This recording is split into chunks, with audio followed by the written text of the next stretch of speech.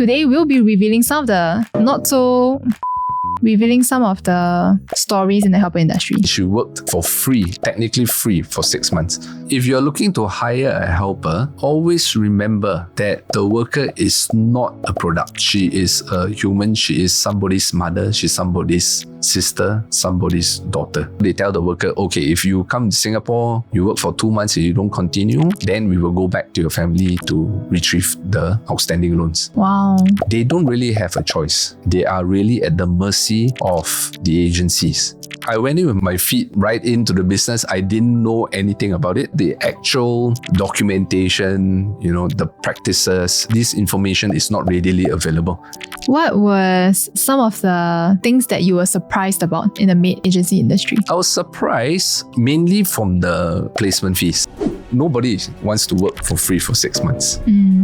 Definitely the amount that we collect is much lower, but that was our founding principle, right? Yeah. That's why I started this business. It's in our benefit as well. We try to create win-win. You might be missing out on a very suitable worker just because she doesn't have a referral or recommendation letter. What are some tips that you have when it comes to an employer finding a new helper?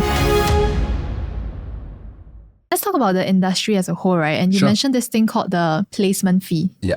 Or replacement fee, right? Could you share with me a bit more about how that works? Okay, so in industry, placement fee to the workers is what an agency would charge the worker for placement of or finding a job for them, employment in Singapore, right? So that is the fee that is charged to the worker. If you're referring to replacement fee, that would be applicable to the employer, right? So a replacement fee means that if you were to change a worker within a certain period, that would be the fee that the agency would charge the employer.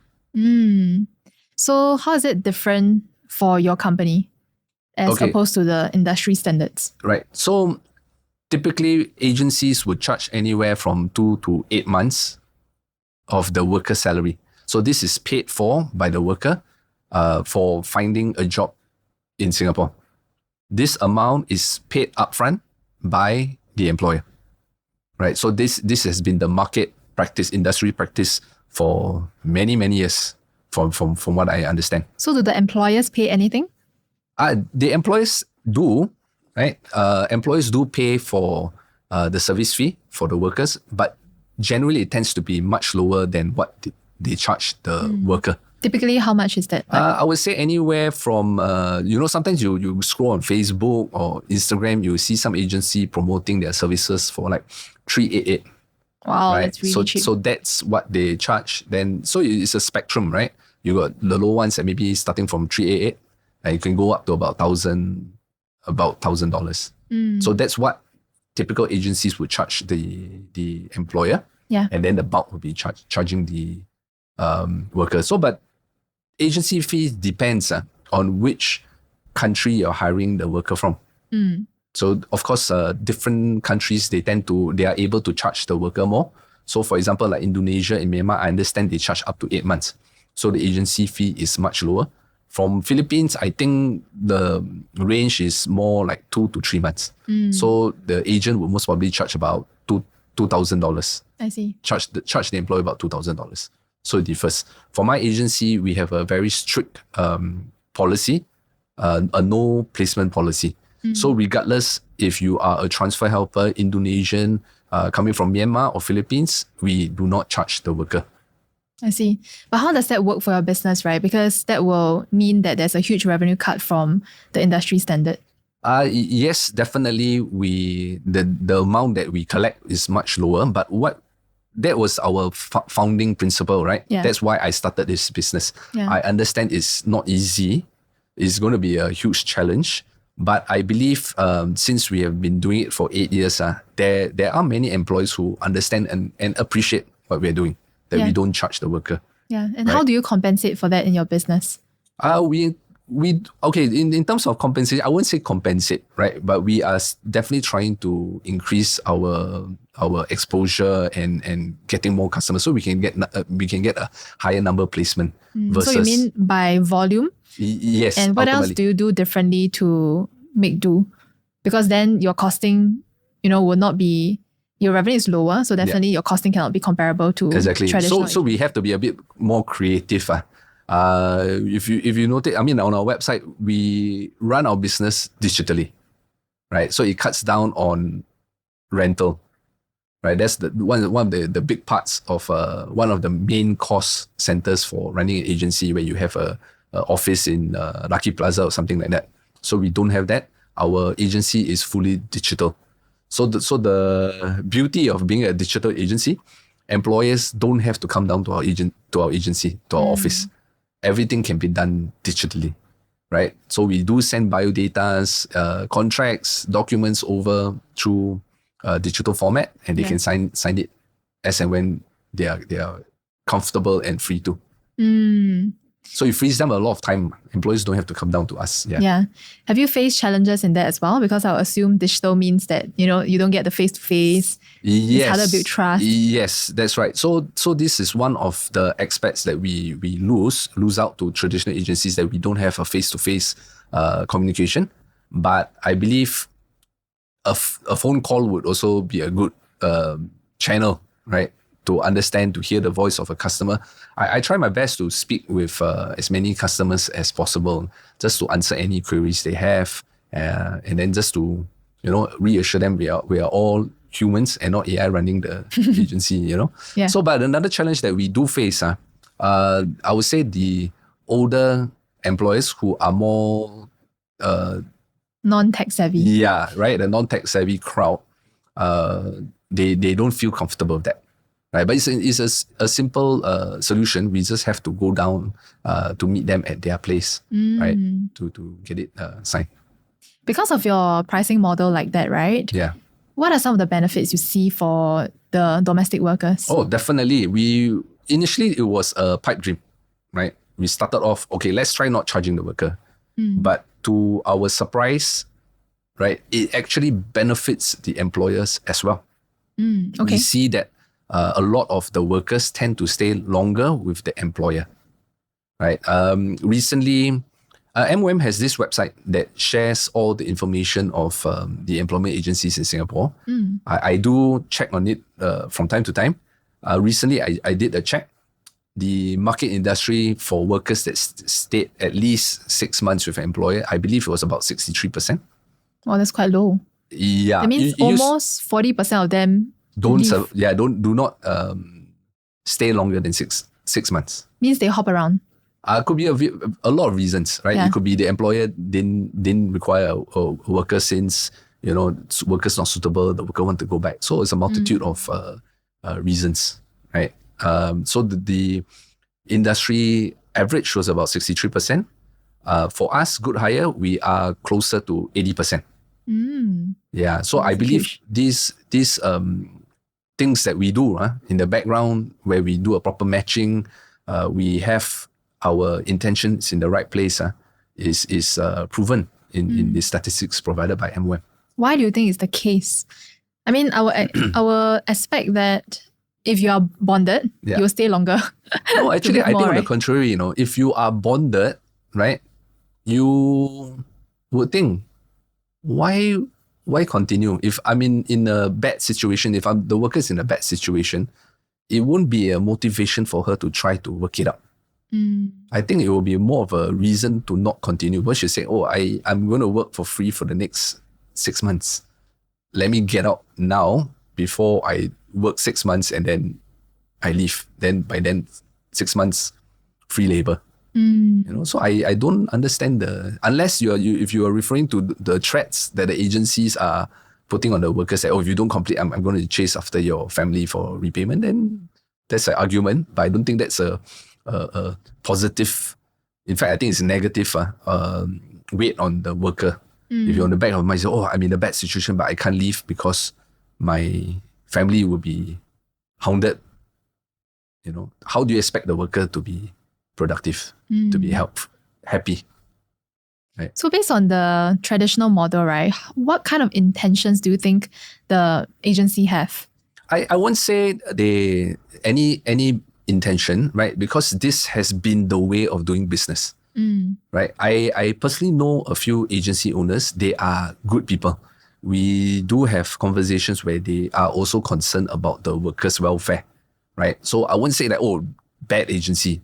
It's just that this is the market or the industry's standard, right? So, but as an employer, right, you have to understand when you hire a worker, if the agency is charging the worker 6 months and you are paying $388, $500, who is the agency making money from, right? The so workers. you do a simple math. The workers are the one paying, Yeah. right? So, and then the agencies do offer a lot of so-called low fee replacement or no fee replacement. Free. A lot of the term they use is free replacement, but you know it's not free. Someone has to pay for it. Right. Yeah. So whenever you do a replacement, who pays? It's the worker, because then the replacement worker will be then charged 6 months. And the current worker that you have, I believe in most contracts that the employer is then required to allow the worker to transfer. Transfer meaning that she's currently in Singapore, she looks for another employer in Singapore. And that's where the agency do charge additional fee. placement fee Wow. for the worker. So because of the current industry standards and practices, it is wired to be a lose-lose situation. In a way, yes, right? So I won't say it's a lose-lose situation, right? But for the agencies, the main goal, I mean, if you look at the industry as a whole, the main goal for them is to place a worker, Yeah. right? When they place a worker, then they have this replacement policy that says, oh, if it doesn't work out, don't worry, we will take care of you, right? But ultimately, if it doesn't work out, who they are being incentivized to find you or give you a free replacement, right? Because it churns money. It's a money making scheme for them. I wouldn't say scheme, money making arrangement, right? So it's win-win for the agency. If it works out, great. We just made a certain amount. But if it doesn't work, great again. We are able to make more money. Right. So I wouldn't say that is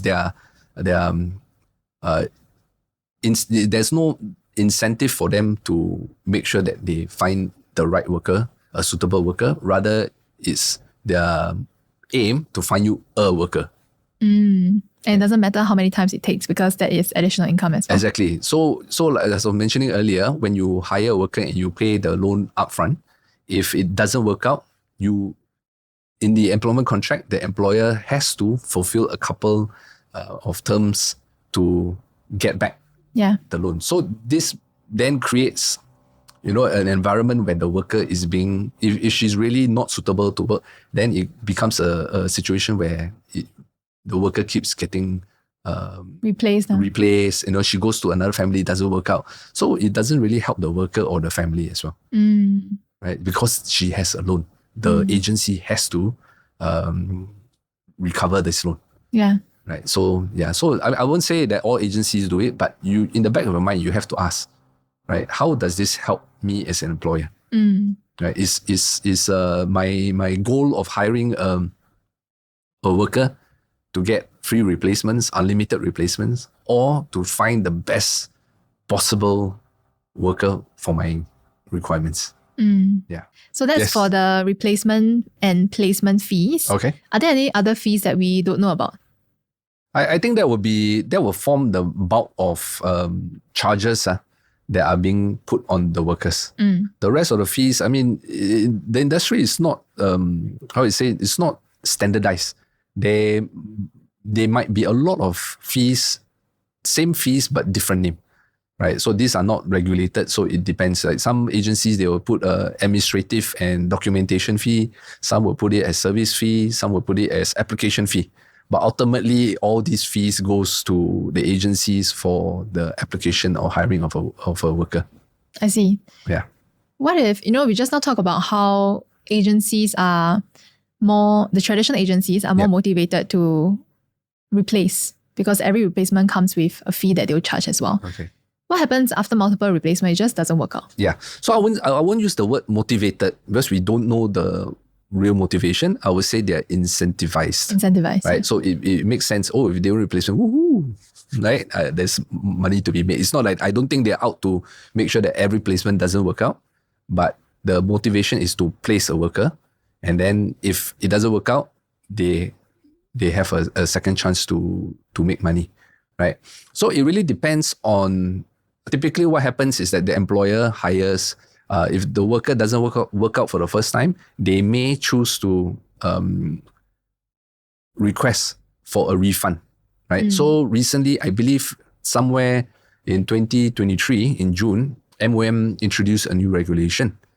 If any placement within the first 6 months doesn't work out, so for any reason, the worker, you want to terminate or the worker wants to leave employment, the agency is then required to refund 50% of the service fee, right? So if you look at that, it goes back to earlier when I mentioned that some agencies are charging really low fees, right? This is one of the result of this regulation. So if it doesn't work out and the employer choose not to get a replacement, they said, I'll just opt for the refund, 50% refund. Then you can see that the agency is only refunding a very small portion of what has initially been paid for. I see. Right. For us at Good Hire, we don't charge the worker. So our income comes from, our sole revenue comes from the fees that we charge the employer. So our motivation, right, is also not to refund the 50%. Means we hope, right, we have put in place the right worker that she stays at least 6 months. In fact, our goal is for the worker to complete 2 years, at least 2 years. Right? That's the initial commitment that the worker has given, the employer has given, 2 years. And that's our expectations as well. And we do communicate this with every worker that we place, right? We tell them our expectations. You have, every time when an employer hires through us, we have a document, right? It's called the job order. So a job order essentially is offer sheet. It has all the information about the workers, about the employer's family, the type of residence, the number of rooms, number of family members, who needs caregiving, who is mobile, all these are stated. And we also provide open-ended text, right, where the employer can add in more instructions or requirements as required. So with this information, we always advise employers to put in as much details as possible because we want it to have in writing what is their expectation of the worker. So in that, once we have that signed from the employer, we send it over to the worker. We ask the worker to read through and ask if she has any questions. We will then get on a call and run through the job order with them and make sure she understands.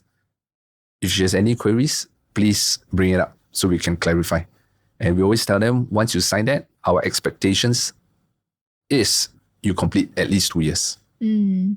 So to summarize, right, what you are doing here is creating a pricing model so that you are incentivized to make sure the right placement is done and only one time that they fit in. And the majority of work goes before you even start the searching and the hiring of the right person. Exactly. So our motivations are very in line with the employer, not only the employer, but the worker as well.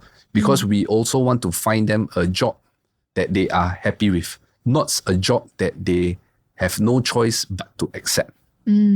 Right? So you tend to see a lot of employers that come to us, if they require, they have very difficult job requirements, then you see not many of our workers are willing to accept that. Right, and we understand because they also would like a better environment for themselves. So in that way, you tend to self filter as well. So you reject those applicants? No, we don't. We accept all employers. It's just that it could be a bit more challenging to find a suitable worker. Yeah. Understand. Are there very strange requests that ever comes your way before? Many. I mean, I can think of one recently. The employer said, the worker she stays out, right? I have a room somewhere for her. She takes bath, she cleans my place, and then she goes back, right? So this is something that's top of my mind. Of course, we were not able to accept this job offer, right? Isn't it good for the foreign workers because it's like private corner? It is. right? In fact, a lot of the workers do approach us and say, oh, I would like a stay out position. Right. Right? I don't want to stay with family. I mean, if you look at it that way, yes, it's good. But it's one big problem. It's against M1's regulation. Right? One of the conditions is that the worker has to reside in the registered address of the employer. I see. Yeah. Okay, understand. I didn't know that. Yeah. It's Something interesting. new. Yeah, something You new. learn something new.